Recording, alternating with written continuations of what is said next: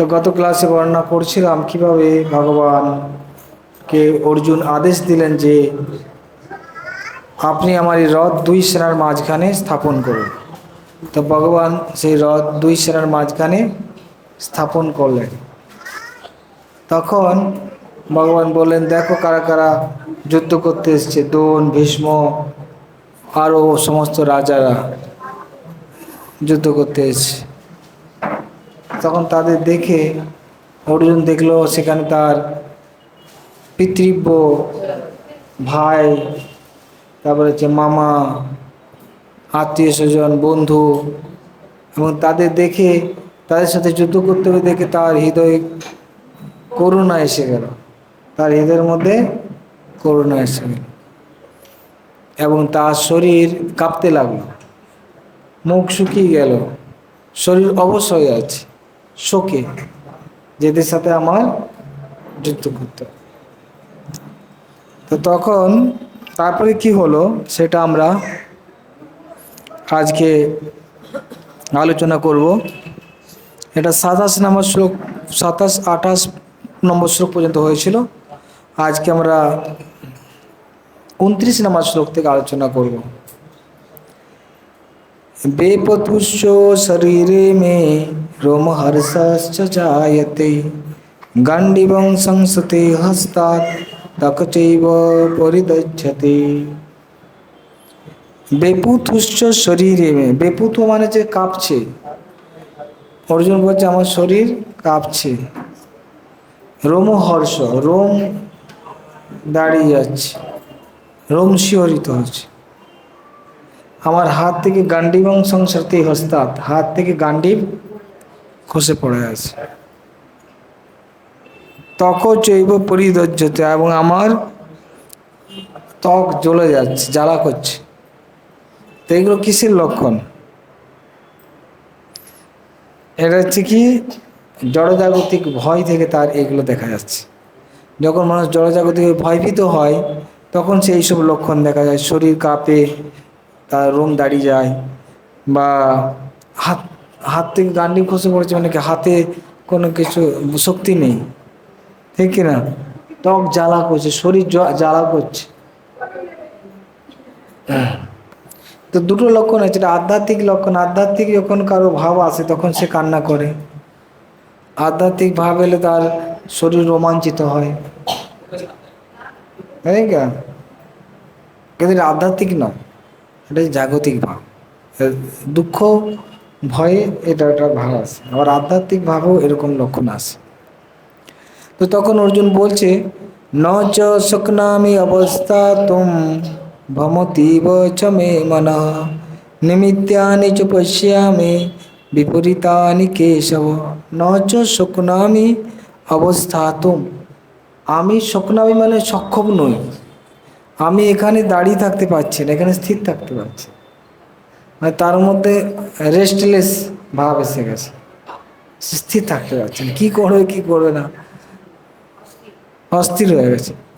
ভমতীব চ মে মনঃ, ভমতে আমার মন ভ্রমিত হয়ে যাচ্ছে। অর্জুনের মন কি হয়েছে? ভ্রমিত হয়ে যাচ্ছে। নিমিত্তানি চ পশ্যামি বিপরীতানি কেশব, আমি যা কিছু দেখছি সব কিছু আমার বিপরীত দিকে যাচ্ছে, অমঙ্গল সূচক লক্ষণ দেখতে পাচ্ছি। যা কিছু ঘটছে তা আমার বিপরীত, আমার স্বার্থের বিপরীত হচ্ছে। নিমিত্তানি চ পশ্যামি বিপরীতানি কেশব। তো প্রভুপাদ এখানে তাৎপর্য বলছেন যে অর্জুন অধৈর্য হয়ে পড়ার জন্য যুদ্ধক্ষেত্রে থাকতে অক্ষম হয়ে পড়েছিলেন। অধৈর্য হয়ে গেছে। ধৈর্য না থাকলে মানুষ কি হয়? বিচলিত হয়ে যায়। ধৈর্য না থাকলে কোনো কিছু মানুষ সহ্য করতে পারে, তখন কি করে? বিচলিত হয়, রেস্টলেস। কিন্তু যে ধৈর্যশীল সে ওই পরিস্থিতিতে শান্ত থাকে, শান্ত মনে থাকে। যে ধৈর্য নেই, সে কিছু একটা সংবাদ শুনলো তার মন বিচলিত হয়ে যায়। অর্জুন অবস্থা সেরকম। এরকম হয় আমাদের জীবনে, হ্যাঁ, অধৈর্য হয়ে পড়ে, বিচলিত হয়ে মন, এরকম হয়। তার এবং তার মানসিক দুর্বলতার কারণে তিনি আত্মবিস্মৃত হয়ে পড়েছিলেন। জড়জগতের বিষয়ের প্রতি অত্যধিক আসক্তির ফলে মানুষ এইভাবে মোহচ্ছন্ন হয়ে পড়ে। এটা হয় কেন না, এই জগতের প্রতি অত্যধিক আসক্তির, জগতের প্রতি যখন খুব আসক্তি হয় তখন সে মোহিত হয়ে যায়, আর মোহিত হয়ে গেলে এই জিনিস দেখা যাবে। ভয়ং দ্বিতীয় অভিনিবেশত সাত, এই ধরনের ভীতি ও মানসিক ভারসাম্যের অভাব তখনই দেখা দেয় যখন মানুষ জড় অবস্থার দ্বারা অত্যন্ত প্রভাবিত হয়ে পড়ে। ভয় সৃষ্টি হয় দ্বিতীয় বস্তুতে অভিনিবেশ।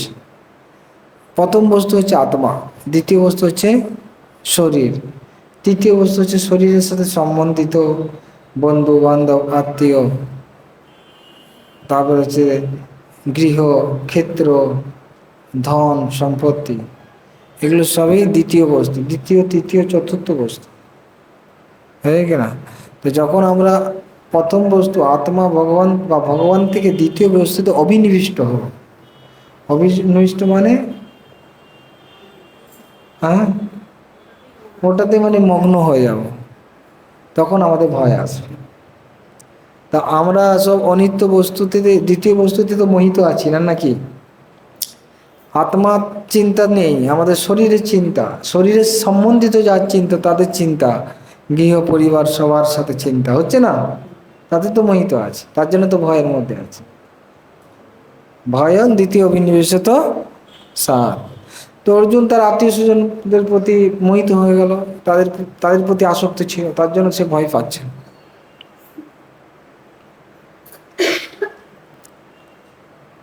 অর্জুন যুদ্ধক্ষেত্রে করুণ পরিণতি কেবল দর্শন করেছিলেন, শত্রুর বিরুদ্ধে জয় লাভ করেও তিনি সুখী হতে পারতেন না।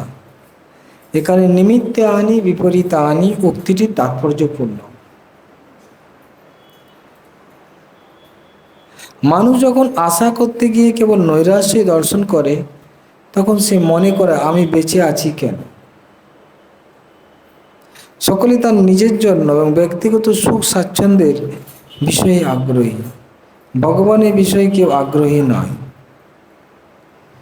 শ্রীকৃষ্ণের ইচ্ছাতেই অর্জুন তার প্রকৃত স্বার্থ বিষয়ে অজ্ঞতা প্রদর্শন করেছেন। তাই মানুষ যখন কোনো কিছু আশা করে, কিন্তু দেখে যে আশার কিছু নেই, সব নৈরে আশা, তখন সে মনে করে আমার বেঁচে থেকে লাভ কি আছে। তাই মানুষ কি করে, অনেক সময় আত্মহত্যা করে নিয়েছে, কেন তা দেখে তার কোনো বেঁচে থেকে লাভ নেই। অর্থাৎ প্রতিটা মানুষ তার নিজের স্বার্থের কথাই ভাবে, প্রত্যেকে নিজের স্বার্থের কথা চিন্তা করে, আর স্বার্থ যদি ব্যাঘাত ঘটে তখন সে মনে করে আমার বেঁচে থেকে কী লাভ আছে। তো অর্জুনও সেরকম মনে করছে আমার এখানে সব কিছুই দেখছে বিপরীত, ওনার স্বার্থের মতো কিছু হচ্ছে না, যা কিছু হচ্ছে তার বিপরীত দিকে যাচ্ছে। কিন্তু প্রকৃতপক্ষে আমাদের নিজেদের স্বার্থ দেখা উচিত নয়, আমাদের ভগবানের স্বার্থ দেখা উচিত। ভগবানের স্বার্থটাই হচ্ছে আমাদের প্রকৃত স্বার্থ। তাই ভগবান চাইছে যে অর্জুন যুদ্ধ করুক, ধর্মের বিরুদ্ধে অধর্মের বিরুদ্ধে যুদ্ধ করা দরকার, কিন্তু অর্জুন চায় না, কিন্তু ভগবান চান। তাই ভগবানের স্বার্থ সে দেখে না, কিন্তু প্রকৃতপক্ষে আমাদের স্বার্থ তখনই দেখা হবে যখন আমরা ভগবানের স্বার্থ দেখি। স্বার্থ গতিঙ্গি বিষ্ণু দুরাশয়া যে বৈরর্থ মানি না, আমাদের পরম স্বার্থ হচ্ছে কি ভগবান বিষ্ণুর স্বার্থ দেখা। যদি ধরুন আপনার শরীরটাকে আপনি যত্ন রাখেন, ঠিক না, তাহলে আপনার হাত পা চোখ নাক সব যত্ন থাকবে না, থাকবে না? হ্যাঁ, আপনার শরীরটা যদি যত্ন নেন, শরীরটা যদি সুস্থ রাখেন, আপনার বাকি অঙ্গগুলো, আমাদের যে অঙ্গগুলো আছে সেগুলো সুরক্ষিত থাকবে না, থাকবে না? হ্যাঁ। আর যদি ধরুন আপনি শুধু চোখের যত্ন নেন আর মুখে কিছু খাবার দিচ্ছেন, তাহলে কি হবে? মুখে খাবার দিচ্ছেন আর চোখের যত্ন নিয়ে যাচ্ছে, তাহলে কি হবে? কানের যত্ন নিচ্ছেন, সব দিকে নিচ্ছেন, কিন্তু পেটে কিছু খাবার, তাহলে কি হবে? চোখে সরষে ফুল দেখবে, চোখে কি হবে? সরষে ফুল। তা আমাদের প্রকৃত স্বার্থটা হচ্ছে কি? ভগবানের স্বার্থ দেখা। যেমন আমাদের ইন্দ্রিয় যদি স্বার্থ দেখতে চায়, তো শরীরের যত্ন নাও। শরীর যত্ন নেওয়া মানে পেটে খাবার দাও, পেটে খাবার দিলে সব ইন্দ্রিয়গুলো সুরক্ষিত। সেরকমভাবে ভগবান হচ্ছেন সব কিছুর মূল। তার যদি আমরা সেবা করি, যত্ন নিই, তাহলে আমরা সবাই সন্তুষ্ট হয়ে যাব, কারণ আমরা তার অংশ, পাতা ডাল অংশ। তিনি হচ্ছেন পূর্ণ বস্তু, তার সন্তুষ্টি বিধান করলে আমরাও সন্তুষ্ট হব। বোঝা গেছে কি? কিছু বোঝা যাচ্ছে? ভগবানের সন্তুষ্ট হলে আমার সন্তুষ্ট হয়ে যাবে, ভগবানকে খাওয়ালে আপনারও খাওয়া হয়ে যাবে, নাকি হবে না? ভগবানকে ভোগ লাগাবার পর আপনি তো প্রসাদ পাবেন, খাওয়া হবে না? ঠিক আছে। তাই ভগবানের স্বার্থটা হচ্ছে আমাদের স্বার্থ, এটা যদি আর বুঝতে পারছে, তিনি হচ্ছেন বুদ্ধিমান। আর সে যে নিজেই ভাবছে যে আমি আমার স্বার্থ দেখবো না, আমি আমার ইন্দ্রিয়টা দেখবো, চোখ ভাবছে আমি শুধু চোখটা কথা ভাববো, তাহলে কি হবে? তার দুঃখ আছে, তাহলে তার কি আছে? দুঃখ আছে। এই সম্বন্ধে একটা গল্প আছে। এক সময় সব আমাদের ইন্দ্রিয়গুলো, চোখ কান নাক, এনারা মিটিং করছে একে অপরের সাথে, যে আমরা চোখ বলছে আমি অনেক কিছু দেখছি, তার জন্য সে রাস্তা চলছে ঠিক মতো, শরীরটা রাস্তা চলতে পারছে। চোখ যদি বন্ধ হয়ে যেত, গর্তে গিয়ে পড়ে যেত, ঠিক না? আবার হাত বলছে আমি এত কাজ করছি, রান্না করছি, সেই করছি, কিন্তু খাবার যাচ্ছে কোথায়? মুখে যাচ্ছে। আর পা বলছে আমি যদি দোকানে না যেতাম, বাজারে না যেতাম, খাবার আসছে কি করে? তা আমি শরীরটাকে বহন করে নিয়ে যাচ্ছি। আর খাচ্ছে কি? পেট খাচ্ছে। তো সবাই, তারপরে কান বলছে আরে তুমি যখন রাস্তা দিয়ে যাও, তখন যদি আমি শুনতে না পেতাম বাসের হর্ন, তো বাসের তলায় পড়ে যেতাম, ঠিক না? তো বলছে তাই আমি তো সাহায্য করবো, কিন্তু এখন সব কিছু খাচ্ছে কি, ভোগ করছে কি? পেট। তা আমরা কি করি? স্ট্রাইক, ধর্মঘট, কালকের থেকে আমরা কোনো কাজ করব না। পা চলছে না, হাত কাজ করছে না, সব বসে রয়েছে। আর কি হচ্ছে? বা হাত কাজ করছে মানে কি? রান্না করছে না, হাতের কাজ, খাওয়া দাওয়া করছে না, সব চুপচাপ হয়ে গেছে। ঠিক আছে, একদিন না খেয়ে চলে গেল, দুদিন, তারপরে দেখছে পুরো শরীর ঝিনঝিন ঝিনঝিন করছে, পা হচ্ছে ঝিনঝিন ঝিনঝিন করছে, ঠিক না? আর চোখেও কিছু দেখতে পাচ্ছে না, সরষে ফুল দেখছে, ঠিক না? হাতও একদম পুরো দুর্বল হয়ে গেছে। তো তখন বললো কি হলো? আরে আমরা তো পেটকে ভাবছিলাম ও নিজেই খাচ্ছে, কিন্তু এখন খাবার বন্ধ করে কিন্তু আমার তো অবস্থা কাহিল হয়ে গেল। হ্যাঁ, তারপর বললো চলো চলো এখন যাই, পেটের কাছে যাই। গিয়ে বললো আমরা আপনার ক্ষমা করুন, আমরা আপনাকে ভুল বুঝছিলাম যে আপনি হয়তো খাচ্ছেন সব, কিন্তু না, আপনাদের দেওয়ার মাধ্যমে আপনার কাছ থেকে শক্তি সব জায়গায়, আমাদের হাতে চোখে সব জায়গাতে শক্তি চলে যাচ্ছে। তাই খাবারটা মুখে পেটে যাচ্ছে, কিন্তু পেট থেকে সমস্ত শরীরের অঙ্গে সাপ্লাই হয়ে গেছে। এরকম পেটেই শুধু রেখে দিচ্ছে খাবার, এরকম কিছু করছে না। পেট কি করছে? সমস্ত জায়গায়। সেরকম ভগবান হচ্ছেন সব কিছুর জড়, ভগবান হচ্ছে সব কিছুর মূল। তাকে যদি আমরা সেবা করি, সেই শক্তি সব জায়গায় বিতরিত হবে, সবার কাছে সে শক্তি এসছে। বোঝা গেছে কি? কিন্তু অর্জুন সেটা বুঝতে পারছে না, মানুষ সেটা বুঝতে পারছে না। সে নিজের স্বার্থটাই সবসময় দেখে, ভগবানের স্বার্থটা সে দেখে না। তাই সকলেই তার নিজের জন্য এবং ব্যক্তিগত সুখ স্বাচ্ছন্দ্যের বিষয়ে আগ্রহী, ভগবানের বিষয়ে কেউ আগ্রহী নয়। শ্রীকৃষ্ণের ইচ্ছাতেই অর্জুন তার প্রকৃত স্বার্থ বিষয়ে অজ্ঞতা প্রদর্শন করেছেন। মানুষের প্রকৃত স্বার্থ নিহিত রয়েছে বিষ্ণু বা শ্রীকৃষ্ণেরই মাঝে। তা আমাদের প্রকৃত স্বার্থ ভগবানের সেবা করা। মায়াবদ্ধ জীবরা এই কথা ভুলে গেছে, আর তাই তারা জড়জাগতিক দুঃখ কষ্ট ভোগ করে। অর্জুন মনে করেছিলেন তার পক্ষে যুদ্ধ জয়লাভ করাটা হবে মর্মবেদনার কারণ মাত্র। তো অর্জুন নিজের কথা ভাবছে, ভগবানের কথা ভাবছে না, সব কিছু দেখছে তার স্বার্থের বিপক্ষে যাচ্ছে, তখন সেটা মানুষ করতে চায় না, তার স্বার্থটাই জানে না।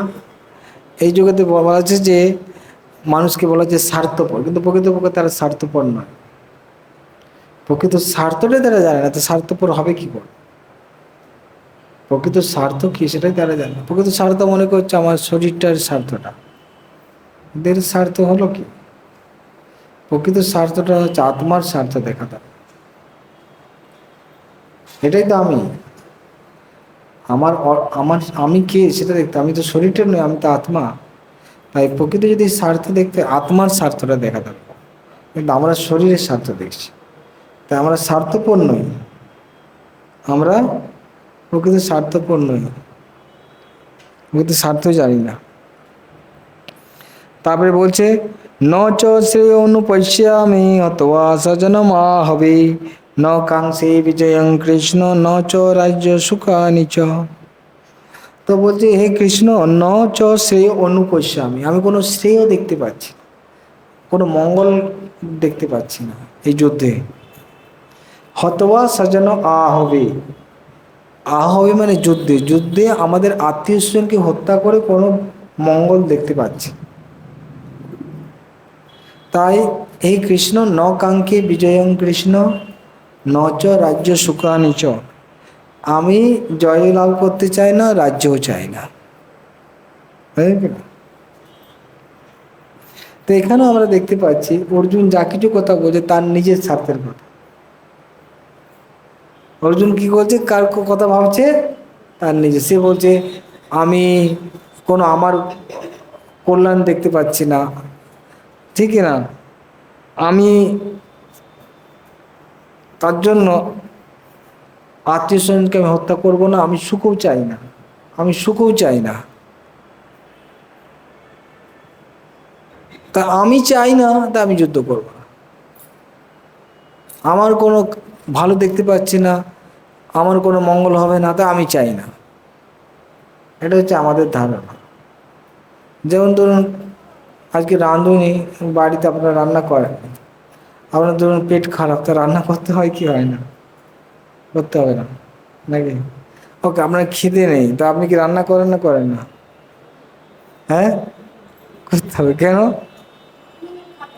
অন্যদের খিদে রয়েছে, আমার খিদে নেই, কিন্তু অন্যদের খিদে রয়েছে, তা আমার রান্না করতে হবে। কিন্তু যদি বলেন না আমার খিদে নেই, আমি রান্না করবো না, তাহলে কীরকম হয়? তাহলে ঠিক অর্জুন সেটাই ভাবছে যে আমার রাজ্য দরকার নেই, আমার প্রয়োজন নেই, আমি সুখ চাই না, আমার এগিয়ে আছে, তা আমি করবো না। কিন্তু না, আমার যেটা কর্তব্য সেটা করা উচিত, আমার কর্তব্য হিসেবে করা হবে, আমার কি লাভ হবে না লোকসান হবে এটা দেখা দরকার না। তা এই জিনিসটা মানুষ বুঝতে পারছে না। বিষ্ণু বা শ্রীকৃষ্ণ যে তাদের প্রকৃত স্বার্থ তা না জেনে বদ্ধজীবীরা দেহগত সম্পর্কের দ্বারা আকৃষ্ট হয়ে সুখী হতে চায়। জীবনে এই প্রকার অন্ধ ধারণার বশবর্তী হয়ে তারা এমনকি জাগতিক সুখের কারণগুলিও ভুলে যায়। এই জগতে মানুষ দেহগত সুখ, দেহগত সম্পর্কের প্রতি আকৃষ্ট, ভগবানের প্রতি কেউ আকৃষ্ট না। ভগবানের সম্বন্ধটা নিত্য সম্বন্ধ, আর এই দেহগত সম্বন্ধটা একটা অনিত্য সম্বন্ধ। কিন্তু ওটা নিয়ে আমাদের ভাবনা চিন্তা, যে নিত্য সম্পর্ক সেটা নিয়ে কেউ আমরা ভাবছি না। এখানে অর্জুনের আচরণ থেকে মনে হয় যে তিনি তার খাদ্য ধর্ম ভুলে গেছেন।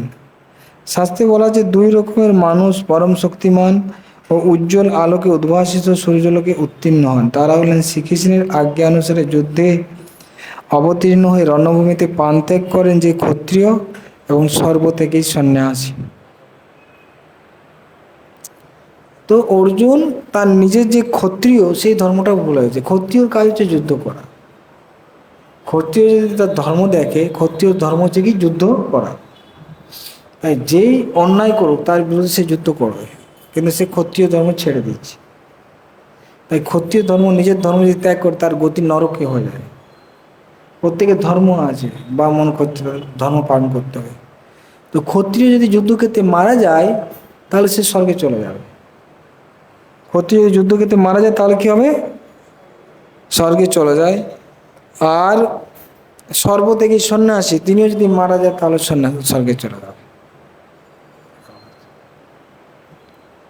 তাই যুদ্ধক্ষেত্রে মারা গেলেও স্বর্গে যাবে যদি সে কর্তব্য করে। আর যুদ্ধক্ষেত্রে যদি সে পালিয়ে যায় তাহলে সে আর নরক করতে হয়ে যাবে, সে তার কর্তব্য পালন করছে না। তাই অর্জুন তার নিজের ক্ষত্রিয় ধর্ম ছেড়ে দিচ্ছে। বুঝতেছ কি?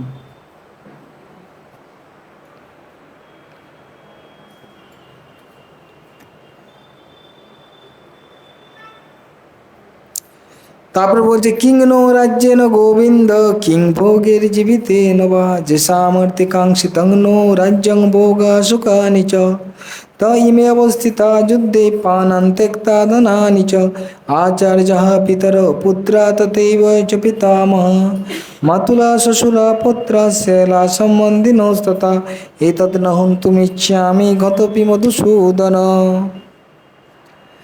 কিং নো রাজ্যেন গোবিন্দ কিং ভোগে জীবিত নবা, এই রাজ্যের কি প্রয়োজন আছে? বা এই সুখভোগে কামনা যাদের জন্য আমরা করছি, যেসব অর্থে কাঙ্ক্ষিত না, যাদের জন্য আমি সুখভোগ কামনা করছি, রাজ্য চাইছি, তারা তো সেখানে এসছে সব যুদ্ধ মারা যাওয়ার জন্য, মরতে এসছে। পানান ত্যক্তা ধনানি চ, যুদ্ধে ধন সহ পান ত্যাগ করতে এসছে, যাদের জন্য আমি লড়াই করছি। আমরা যখন কোনো কিছু উপভোগ করি একা একা তো করি না, সবকে আত্মীয় স্বজনকে নিয়ে করি। আর আত্মীয় স্বজন যে সব মারা যায় তাহলে আমি কাকে নিয়ে ভোগ করবো? তা আমি যাদের জন্য রাজ্য জয় করবো তারা তো মরতে এসছে এখানে ধন সহ, বুঝলি কি না? কারণ আমার আচার্য, আমার গুরু, আমার পিতা, আমার পিতামহ, পুত্র, বন্ধু, আত্মীয়, সেলা সম্বন্ধী সবাই, তারা সকলে এসে গেছে এখানে যুদ্ধ করতে, আমি তাদের নিয়ে সুখ ভোগ করবো। তাই অর্জুন বলছে তারা তো মরতে এসছে, তা আমি যুদ্ধ করতে চাই না। তো মানুষ যখন কোনো কিছু করে একা একা দেখে সেটা আনন্দ পায় না। ধরুন একটা ভালো লোক কোনো গাড়ি কিনেছে, সেটা একা একা দেখে আনন্দ হবে না। জঙ্গলের মধ্যে গাড়ি নিয়ে ঘুরলে তো ভালো লাগবে না, কিন্তু বন্ধু বান্ধব আত্মীয় স্বজনের সঙ্গে গাড়িটা নিয়ে ঘুরলে তখন ভালো দেখবে, কত সুন্দর গাড়ি কিনেছে, পাশের লোক দেখলো, ঠিক না? তখন তার আনন্দ পায়। আর অর্জুন বলছে আমি যদি একা একা থাকি কি রাজ্য ভোগ করবো, কাঁদে নিবে রাজ্য ভোগ করবো? তো এখানে ভগবানকে বলা হচ্ছে গোবিন্দ। গোবিন্দ মানে হচ্ছে কি? যিনি আমাদের ইন্দ্রিয়গুলোকে আনন্দ দান করেন তাকে বলা হচ্ছে গোবিন্দ। আর একটা গো মানে হচ্ছে গাভী, গাভীকে যিনি আনন্দ দান করেন তার নাম হচ্ছে গোবিন্দ। তাই অর্জুন বলতে চাইছে আপনি হচ্ছেন গোবিন্দ, আপনি হচ্ছেন কি? গোবিন্দ। অর্থাৎ আপনার কাজ আমার ইন্দ্রিয়গুলোকে আনন্দ দেওয়া। কিন্তু আপনি ইন্দ্রিয়কে আনন্দ দেবেন কি? আমাকে তো দুঃখের মধ্যে ফেলে দিচ্ছে, এই যুদ্ধ করতে ফেলছেন, এটা আপনার কাজ হচ্ছে না। ঠিক, আপনার কাজ আমার ইন্দ্রিয়গুলোকে আনন্দ দেওয়া, তার জন্য ওনাকে কি বলছে? গোবিন্দ। কিন্তু প্রভুপাদ বলছে ওর আমাদের এটা জানা দরকার যে আমাদের ইন্দ্রিয়গুলো কীভাবে আনন্দ পাবে। যদি আমরা গোবিন্দের সেবা করি তাহলে আমাদের ইন্দ্রিয়গুলো আনন্দ পাবে। আমাদের ইন্দ্রিয়গুলো যখন গোবিন্দের সেবা করবে তখন আনন্দ পাবে, সেটাই বলছেন। অর্জুন কৃষ্ণকে গোবিন্দ নামে সম্বোধন করেছে যেহেতু কৃষ্ণ গো অর্থাৎ গাভী ও ইন্দ্রিয়গুলোকে আনন্দ দান করে। এই তাৎপর্যপূর্ণ নামের দ্বারা সম্বোধন করার মাধ্যমে অর্জুন ইঙ্গিতে জানালেন কীভাবে তার ইন্দ্রিয় তৃপ্ত হবে। কিন্তু গোবিন্দ নিজে আমাদের ইন্দ্রিয়গুলোকে তৃপ্ত করেন না।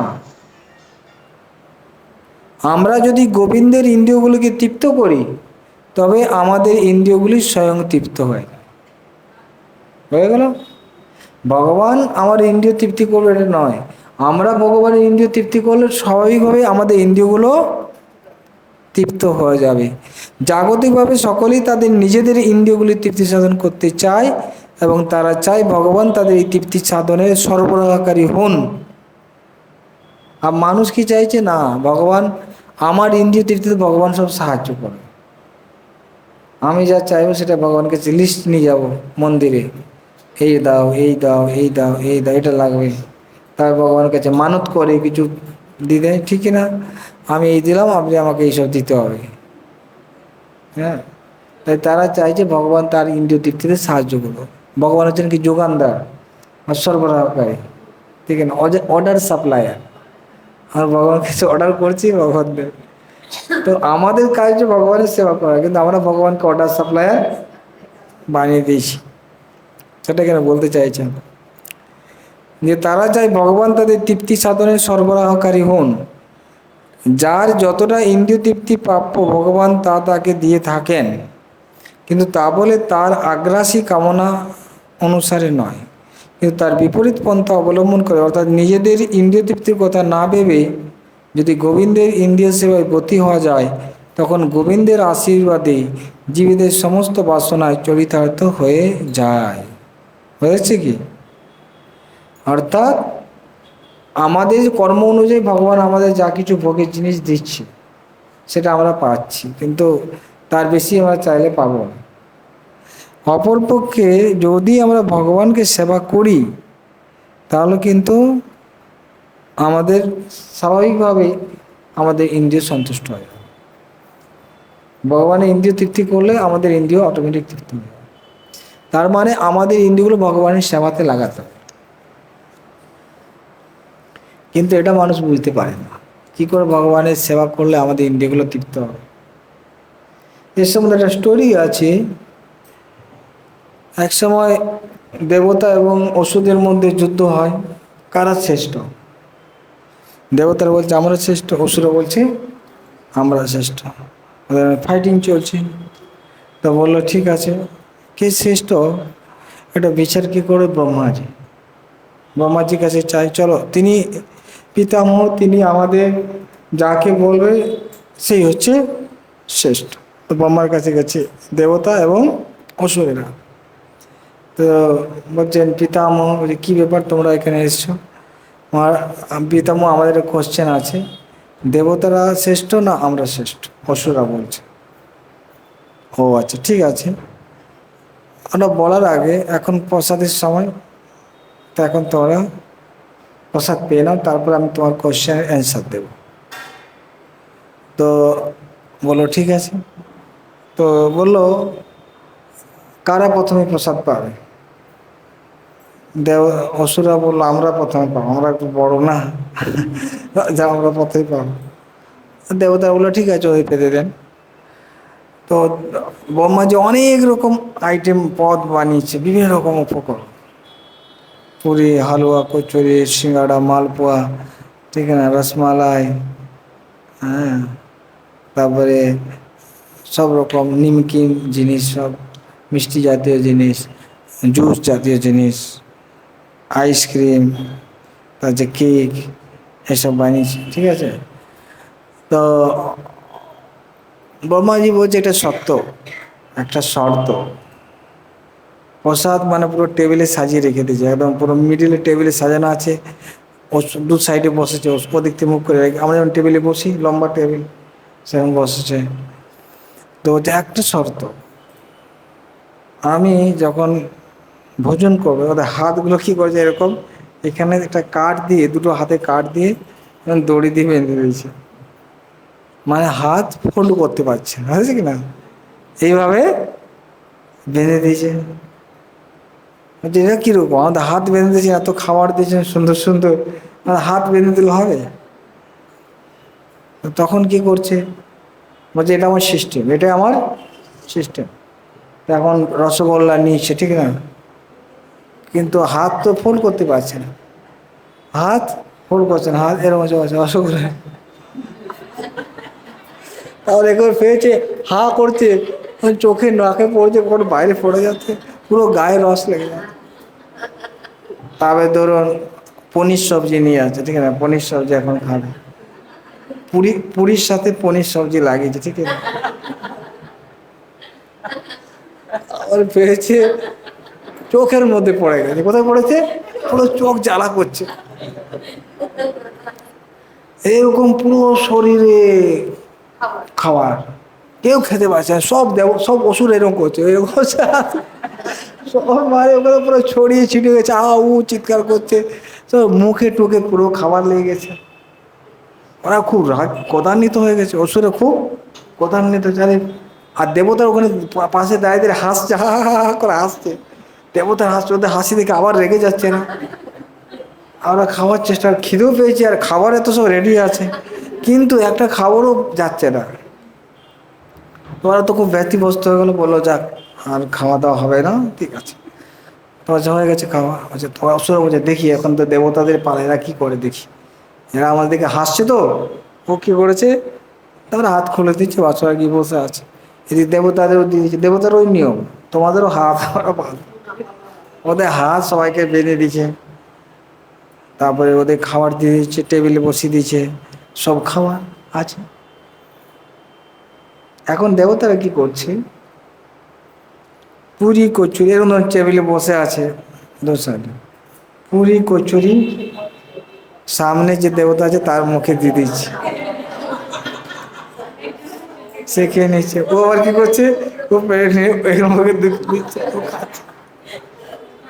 খুব সুন্দরভাবে চলছে, এর মুখে খাওয়াচ্ছে, ও এর মুখে খাওয়াচ্ছে, আর খুব সুন্দর ওই খেয়ে তারা একদম খুব সুন্দর ফিস্ট উপভোগ করে উঠে গেল। আর বসুরে তো হা করে বসে বসে দেখতে, আরে আরে এই বুদ্ধিটা হেভি বুদ্ধি তো। তাই বলুন, তখন ব্রহ্মাজি বলছে কারা শ্রেষ্ঠ, আর বলার কিছু আছে কি? হ্যাঁ, কারা শ্রেষ্ঠ? বসুরা বুঝতে পেরে গেল যে আমরা ঠিকই বলছি, ওরাই শ্রেষ্ঠ, ওরা পালিয়ে গেছে, দেবতারা। তো এই গল্পটার মাধ্যমে কি বুঝতে পারছেন, এটার মধ্যে কি বুঝতে পারলেন? ওষুধের মধ্যে সমস্যাটা কি, দেবতাদের মধ্যে মানে ভালো জিনিসটা কি, ওষুধের সমস্যাটা কি? হ্যাঁ,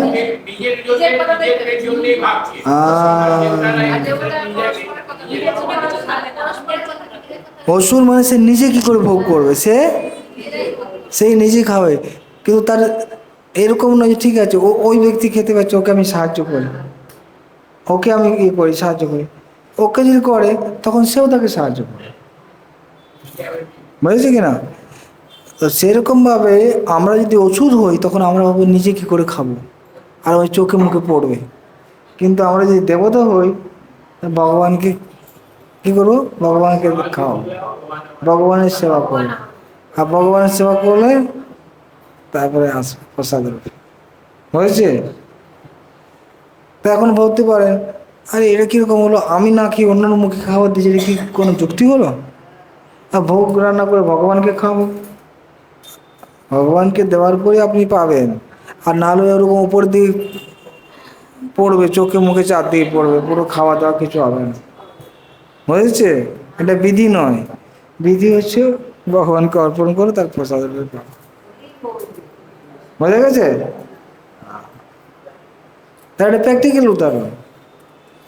ভগবানের স্বার্থ মানুষ বুঝতে পারে না, ভগবানের স্বার্থটাই আমাদের স্বার্থ, কারণ আমরা ভগবানের অংশ, আমরা হচ্ছি ভগবানের তো অংশ। স্বার্থ মানে পুণ্যের স্বার্থ যেটা, সেটাই অংশের স্বার্থ।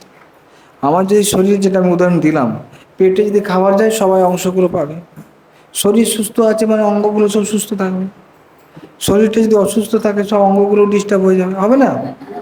তা আমরা কার অংশ? আমরা কার অংশ? তাহলে ভগবান যদি সুস্থ থাকে তাহলে আমরা সুস্থ থাকবো না থাকবো না? ভগবান যদি সন্তুষ্ট হয় আমরাও সন্তুষ্ট থাকবো, কারণ আমরা তারই তো অংশ। বুঝেছে? কিন্তু আমরা নিজে নিজে যদি সন্তুষ্ট হওয়ার চেষ্টা করি সেটা তো হবে না। ওই যেটা হলো চোখ কান নাকে নিজে নিজে হবে না।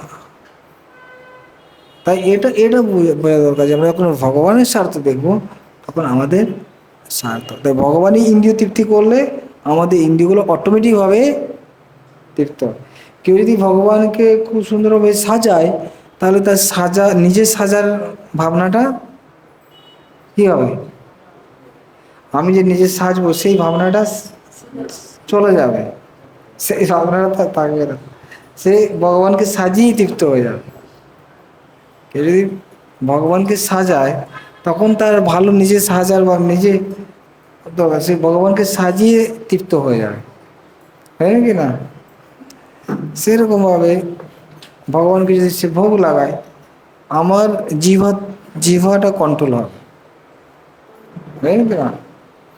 তো এইভাবে সমস্ত জিনিসগুলো আমরা ভগবানের সেবায়, সব ইন্দ্রিয়গুলো ভগবানের সেবায় লাগাতে পারি, তা আমরা পূর্ণ হয়ে সে তৃপ্ত হয়ে যাব। বুঝেছি? যেটা বললা গোবিন্দ মানে এটাই, কিন্তু অর্জুন মিনিং করছে যে গোবিন্দ মানে তোমার উচিত আমার ইন্দ্রিয়গুলো তৃপ্তি পাও, তুমি আমাকে কেন কষ্ট দিচ্ছ কেন? কিন্তু ভগবান বলছে তুমি ভগবানের কাজটা করো, তাহলে তুমিও তৃপ্ত। ভগবান যেটা বলছে, ভগবানের কথা শোনা উচিত, তুমি তোমার কথা ভাবছো না, ভগবান সন্তুষ্ট, তাহলে আমার তৃপ্ত। যদি ভগবানের সেবা করে আমার হৃদয়ে আত্মা আনন্দ পাবে, পরমানন্দ লাভ করবে। হরে কৃষ্ণ হরে কৃষ্ণ কৃষ্ণ কৃষ্ণ হরে হরে রাম হরে রাম। এখানে রাখছি, কারো কোনো প্রশ্ন আছে?